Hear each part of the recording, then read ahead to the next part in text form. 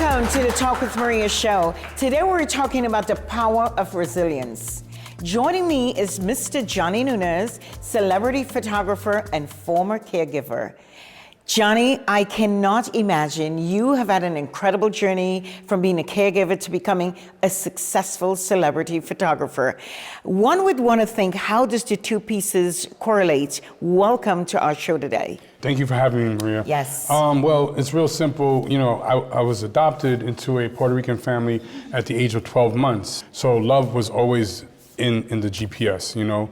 And so I learned at a very early age on how to care for people, because my mother and father that raised me, they were taking in a child that wasn't from their own birth, but gave me the nurturing and never made me feel different. God had a direction for you. Yeah, and it's important you said God, because I'm not perfect, but God always carried me throughout my life, and still to this day, all of us, in my opinion. As a child, my mother would feed the homeless, and we didn't have that much money ourselves, but my mother still gave throughout the neighborhood. So when I moved finally from Brooklyn to Brentwood, Long Island in Suffolk County, I joined the peanut butter and jelly gang of St. Anne's Church in Brentwood.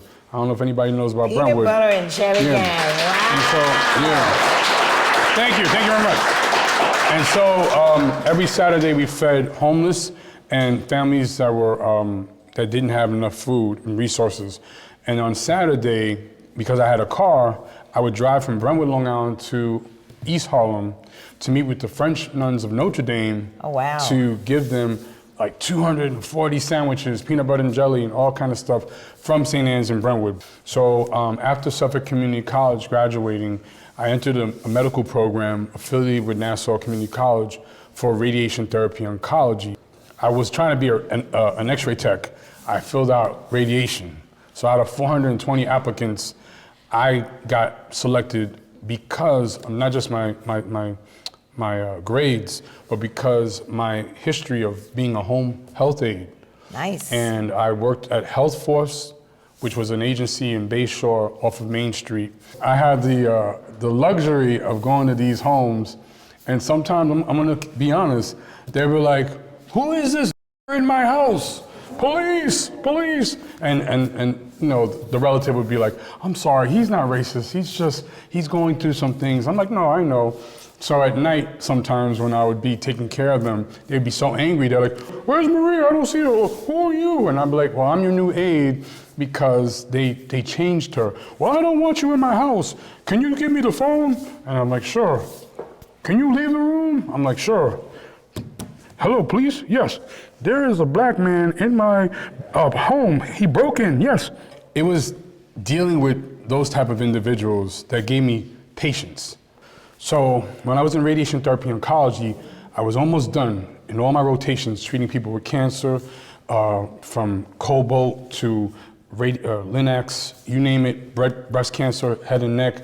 I was doing pretty decent in my grades. I was 3 months from graduating, and at North Shore University Hospital, I witnessed the technicians physically harm a woman of color.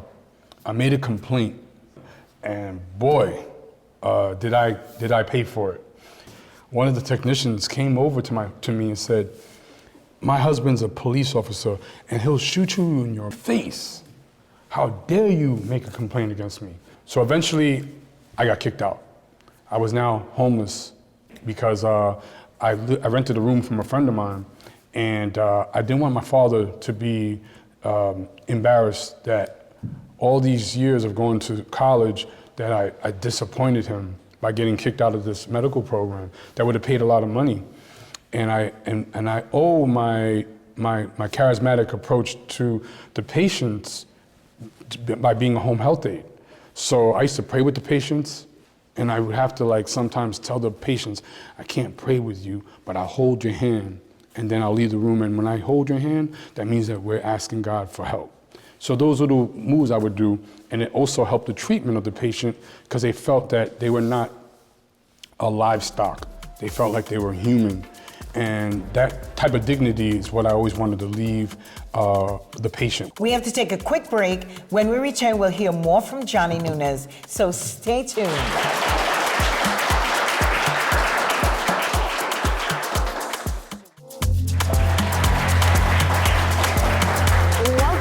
Talk with Maria, we're talking about the power of resilience with celebrity photographer, Mr. Johnny Nuñez. You're telling us about your journey from caregiving to photography. Yeah. And so you were put out from your apartment. You have no girlfriend, you have no school, you have to pay back all the loans that you took. You literally have nowhere to live. And what is going through your thoughts now? My first thought was, I'm gonna trust in you, God, because you brought me to the top, and now that I'm at the bottom, I can only trust that my faith is strong enough to believe that you're gonna get me out of this. And so you're living in your car? Living in my car. What do you have in the back seat? What do you have in the trunk? All my stuff I stored in storage and hot park, and I would take baths and showers at my good friends' homes so that I had a place to wash. And for the rest of the day, I would deliver chicken and pizza, or rather, I deliver a Pizza Hut. And then in the afternoon or the start of the evening, I would go to take care of elderly people through the home health aid agency. So once So you that were was, healthcare by evening, delivery guy during the day, living out of your car, showering with your friends, and at their homes. Right, at their homes. And how you're feeling? How old were you then? I was 26, 27. Okay. And I just felt like, if anything, I'm gonna wind up going down the wrong road, because I can't do this very And long. what year was this, may I ask? 1997. So 1997, there's 96, 97. a lot of different, all the drugs are playing in, everything is happening. yeah. How did you shade away from that era? To narrow the story down, Yes. I came across one delivery, and it was to a friend's home who was very successful. And long story short, he pretty much proposed an opportunity for me. Right. So I was reading a book called Unlimited Power by Anthony Robbins, which I'm a big Great fan book. of. Yeah. Yes. And so as I was living in my car, I was reading that at night or Unlimited Power. Yeah. I would read the book, and it said, whatever you want to do, wherever you want to be in the next 3 to 5 years, stop reading this book right now and envision where it is you want to be. So love at this that. point, the day I was proposed to work for someone, and I would have to go down the path of the streets, my ex-girlfriend's mother ironically called me and said, I made your favorite dish, Haitian rice and beans and turkey wings. Wow. Come on over. Sounds delicious. So I went over there, and I was like, she did make the food, but she also made one of the rooms, and she said, Johnny, I don't know what you're going through, but tonight you sleep here. You got towels over there, you still got some of your clothes here from when you were dating my daughter, and I'm gonna leave you alone. When she closed the door, I'm a man, but I cried. I was like, oh my God, what the hell's going on? Like, God, I thought I was gonna be a radiation therapy technician. I thought I was gonna be raking in the Somebody. door. Yeah, and here I am taking care of elderly people, which I don't have a problem doing, and very, very ill people. They gave me a lot of people that were terminally ill, young people too. What was your feeling as you was caring for these terminally ill people? What would you say to them? I would say that I think God tested me, but at the same time, there was a bit of empathy, because despite my financial situation, despite all the things I was going through, I was taking care of someone who was not doing well. It didn't make me feel better, but it made me realize that I'm on this side, they're on that side, and soon they're gonna be on the other side, if you know what I mean. Right. So all I could do is just give them the love that I was given, and that's all I cared about. 100%. And that's beautiful, and I think that's why God continued to bless you. Well, so tell us now that you now so while I was in the room, sitting in your ex-girlfriend's house. Yeah, well, I basically told God, I've been given an offer to go through the streets, but if tomorrow morning, if you don't give me an idea as to what you want me to do with my life, I'm gonna go down the streets, become a corner pharmaceutical specialist, you know? I love And so that. the next morning when I woke up, I saw a camera in the air, and I was like, oh my God, am I hallucinating? And I saw a camera just floating, so I went to grab it, and my hand went right through it. When my hand went through it, it dissolved. So I was like, wow, I'm very tired. And then I saw it still there. And I went to grab it and it disappeared. So I said, God, if you want me to be a photographer, give me one more sign. I swear I won't bother you. And I felt what in my faith is called the Holy Spirit. I was immediately elevated. I felt like I could do anything. I went to one of my good friends' homes and I said, I know what I'm gonna do with my life. What are you gonna be? I said, I'm gonna be a photographer. They said, Johnny, did the radiation hit your brain? I said, no. Who told you you're gonna be a photographer? You don't even have a camera. I said, God did. Did you start dreaming of what you wanted to be? Did you think photography at all? Well, when I read that part, it said, envision where you want to be. So I saw myself on private jets, shooting fashion shows, traveling the world with all these artists. So you envisioned that? Yeah, but in my mind, I'm still living in a Mazda 323 parked in someone's dead-end block. But then, 3 years later, I wound up becoming Naomi Campbell's personal photographer, Jay-Z's personal photographer, Rihanna's personal photographer, Michael Jordan's personal photographer, LeBron James' personal photographer, Barack and Michelle Obama's personal photographer. Wow. It's been a ride. That's so touching. Yeah. And again, I owe it all to my faith in God, but I also owe it also to the lessons I learned when I was a home health aide. We have to take a quick break. When we return, we'll hear more about Mr. Johnny Nuñez.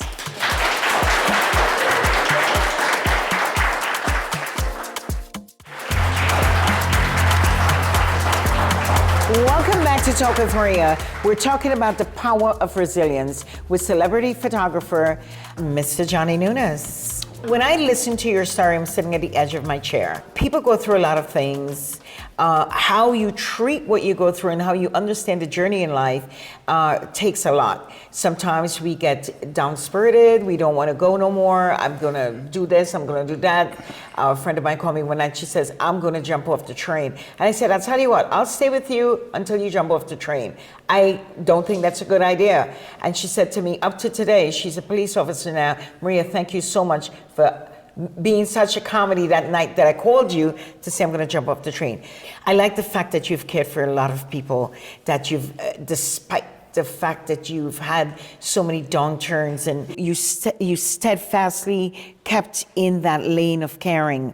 Although you delivered pizza, you still went back to caring. Although you was living in your car, you still went back to caring.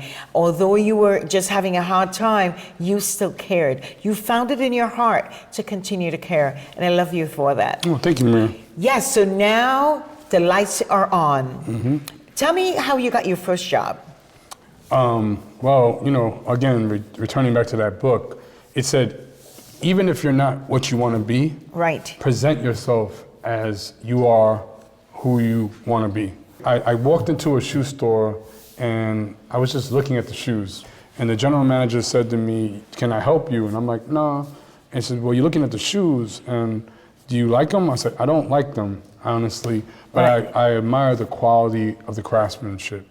He said, what do you do? I said, I'm a photographer. You have a business card? I'm like, I just ran out. He goes, you have a portfolio? I'm like, yeah, but it's not with me. So the next morning, I get a call, and I'm like, hello? He's like, Johnny, the agency that I work for wants to hire you to do a fashion photo shoot. I'm like, I'm in my car, I'm in like Central Islip. I'm like, okay, do you have a portfolio? I said, I shipped it out to California, I'm so sorry. He goes, well, you know what, I trust you. What is your half-a-day rate? For those of you who don't know, in photography, there's a full-day rate and there's a half-a-day rate. I said, well, you're my new client. What do you have in your budget? $7,000. I was like, hold on one second. I'm like, oh my God. I'm like, yes, I can do it. I had no idea what the hell I was doing. I did such a good job that they wound up making that an ad for a fashion magazine called Paper Magazine, which is a very popular magazine. They liked it so much that they asked me to shoot again. So now I went from 7,000 to 14,000 within 2 months. And so now I'm now going to the nightclubs, shooting all the artists. I had an exhibit in a restaurant. Everyone that purchased one of my pictures off the wall would help me, as if God had intended to put in my path individuals.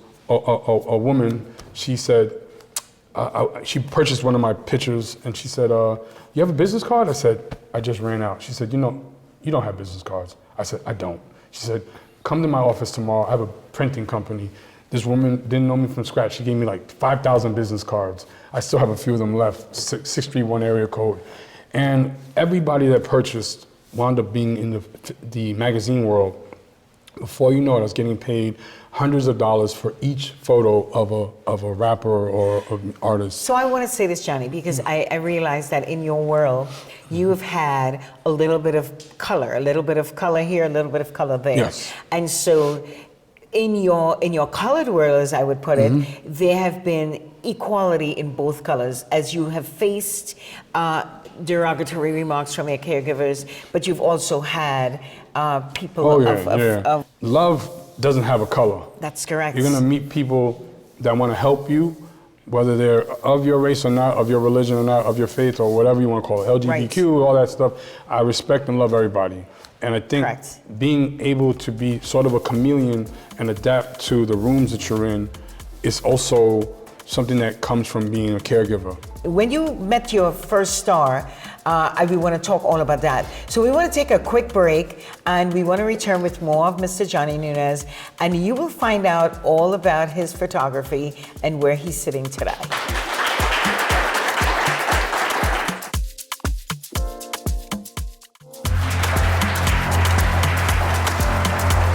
Welcome back to Talk with Maria. We're talking about the power of resilience with celebrity photographer, Mr. Johnny Nuñez. Johnny, it is truly an honor to hear your story. Thank you. So now Johnny is in the limelight, you're meeting big people, things are happening. How are you feeling? Well, you know, I wound up becoming Kim Kardashian's first photographer. I wound up becoming Kanye West's first photographer, traveling from Cannes and Nice to Saint-Tropez. And as I was on yachts and shooting on the island, I would just look back and I'd be like, God, how did I get here? I was cleaning Foley catheters out of urinal, incisions and cleaning people's, for lack of better words, their bags. I was washing these people and putting adult diapers on them and feeding them. And now, I have a security guard that escorts me from the bungalow to the airport. Who does that? Now you have your hands. You're using your hands in a whole different format of love, and the hands that God has given you has taken you now from cleaning to photography. Yeah, and now I love it. I started a company, and I'm now a grandfathered contributor to Getty Images. So let's talk about Getty Images. A lot of people don't know who Getty Images are if you're not in photography and you're not a big star. Every star yearns to be on Getty Images. Correct. Tell us a little bit about Getty Images. It's an amazing digital website platform where you can get all the hottest images worldwide. It's international. And I was fortunate to get involved with it at the very beginning of it. So I'm a partner in the company, and I'm proud of that. You threw all your photography in Getty Images. Yes, I was grandfathered into that company and in the 2000s, and so now I travel the world. I shoot, and I help other photographers. I try to mentor children in foster care like I was. And when I can, help the homeless I can. But, I also feel like, everybody in this world, is suffering from something. I encourage everybody to pray for each other, work hard, go after what you want in life.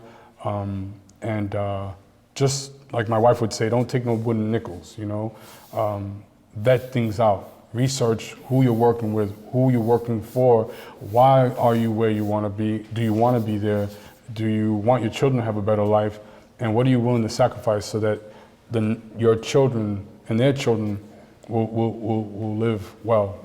And so I'm no longer worried about myself and my line of work as a photographer. I'm more concerned with my future, my legacy, my children, and again, having great family. Like I said before, a Puerto Rican family adopted me, and then eventually I was raised by my best friend's family that were Dominican immigrants. So I had the best of both worlds. As an African American photographer, 3 years ago, I became one of the first African American Latino Recording Academy of Music Photographers for the Grammys. Now I also shoot for MTV VMAs, and now I'm researching about the Oscars and the Golden Globe and how we can diversify those areas of photography. What's your highlight of your photography year? Highlight, I love when I get to shoot an artist that is unknown and now they're huge. Kendrick Lamar, when I first met him, I actually told him to rap for me, and he did. You know, he just came to New York for the first time. Now on Sunday I saw him give that performance, and it goes on and on and on. Drake actually was I was his first photographer when he came to New York, and again, I love him as well. I was able to shoot them when they first started their careers, and now they're on top of the world. And, you know. Any specific event that you have held very close to your heart? The two Kings dinner with LeBron James and Jay-Z, when Jay-Z was still dating Beyonce, being the personal photographer to that, shooting as one of Michael Jordan's personal photographers, still one of Spike Lee's personal photographers. Have you ever done anything with Michael Jackson? No, I was going to, but I missed the opportunity.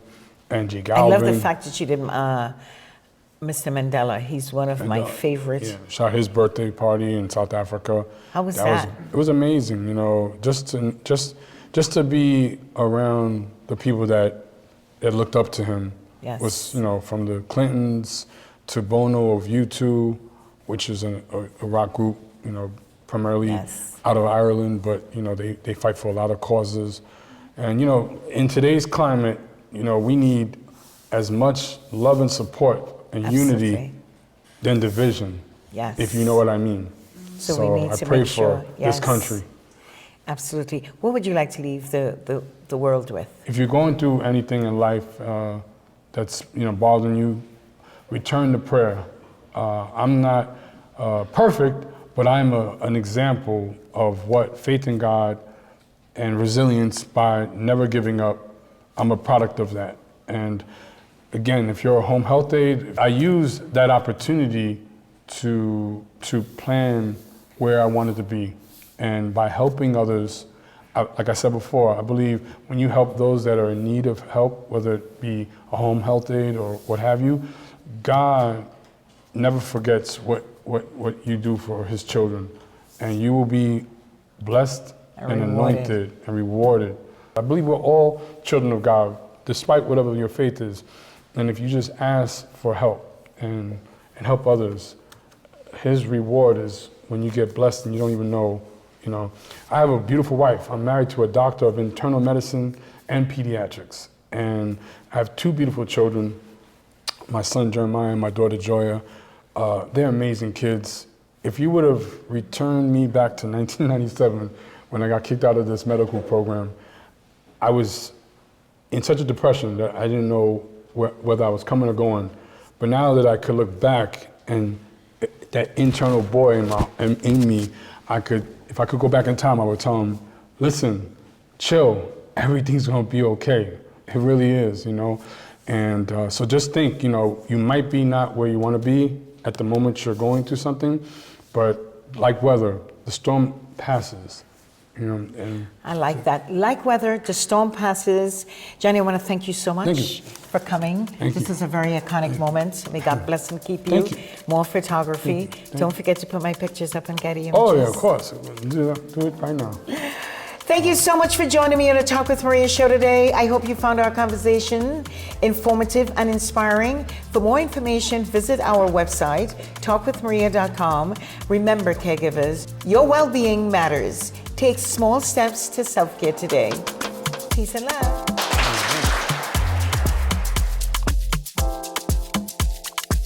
Talk with Maria is made possible by, if you're passionate about helping others, become a certified home health aide with Home Health Aide Training Institute, 516-333-3689, or visit hhati.com. Experience the authentic taste of Italy in the heart of Westbury. Rialto Restaurant. Make your reservation at 516-997-5689. Brooklyn Boulevard Home Care.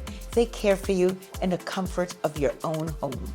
To schedule your care, call 718-683 8303.